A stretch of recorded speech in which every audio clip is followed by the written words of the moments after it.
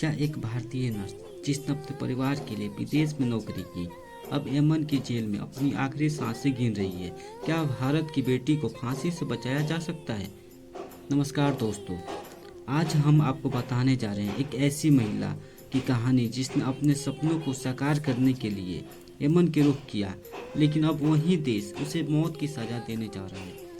यह कहानी है निमिषा प्रिया की, एक नर्स। केरल की रहने वाली निमिषा प्रिया यमन की जेल में बंद हैं। उन्हें यमनी नागरिक तलाल अब्दो मेहदी की हत्या के आरोप में मौत की सजा सुनाई गई है और 16 जुलाई को उन्हें फांसी देने की तारीख तय की गई है। ये वही घर है जहां निमिषा प्रिया ने अपना बचपन गुजारा।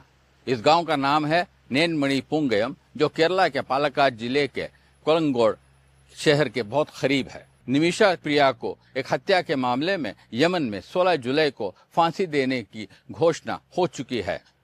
इस खबर के आने के बाद हमने उनके गांव के लोगों से बात की। होने के बाद जो है कि ये दोनों यमन गए थे। यमन होने के बाद जो है कि निमिषा प्रिया को बच्ची हुई थी। बच्ची होने के बाद जो है कि बच्ची थोड़ा सा बड़ा हुआ, तब टॉमी और बच्ची वापस आ गए थे। निमिषा और उनके पति टॉमी थॉमस ने एक क्लिनिक खोलने का फैसला लिया था, जिसमें यमनी शख्स तलाल अब्दो मेहदी भी पार्टनर बने थे। गांव वाले बताते हैं कि तलाल अब्दो मेहदी कुछ दिनों के लिए उनके गांव भी आए थे। गांव के लोग ये खबर पाकर और ज्यादा हैरान थे कि कुछ ही दिनों में निमिषा को फांसी दे दी जाएगी।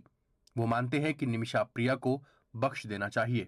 निमिषा तलाल अब्दो मेहदी के साथ बिजनेस कायम करती है। दोनों के बीच आपसी रिश्ते खराब होते हैं। कहा जाता है कि निमिषा वापस इंडिया आना चाहती थी, लेकिन मेहदी उसका पासपोर्ट वापस नहीं करता है। ये झगड़ा यहाँ तक पहुँचता है कि निमिषा इतना एनेस्थीसिया देती है कि मेहदी की मौत हो जाती है। फिर उसके शव के टुकड़े एक टैंक से बरामद होते हैं। निमिषा के पति टॉमी थॉमस सेव निमिषा प्रिया इंटरनेशनल काउंसिल के साथ काम कर रहे हैं और नेताओं से ये अपील कर रहे हैं कि वो निमिषा को बचा लें। वो लगातार निमिषा की मां प्रेमा कुमारी के साथ संपर्क में हैं, जो अपने वकील सैमुअल जेरोम के साथ यमन में ही हैं, और इधर वो अपनी बच्ची के लिए भी परेशान हैं। बच्ची हमेशा अपनी माँ को देखना चाहती है। वो उदास और चिंतित है। मैं हमेशा उसे कहता हूँ कि उसकी माँ जल्द ही लौट आएगी। 7 महीने पहले निमिषा की मां हमारे से बात करते हुए भावुक हो गई थी। उनकी बेटी से जेल में मुलाकात करने के बाद प्रेम कुमारी ने कहा था कि वो जेल में भी मेरी फिक्र करती है। उसने कहा कि भगवान उसके साथ है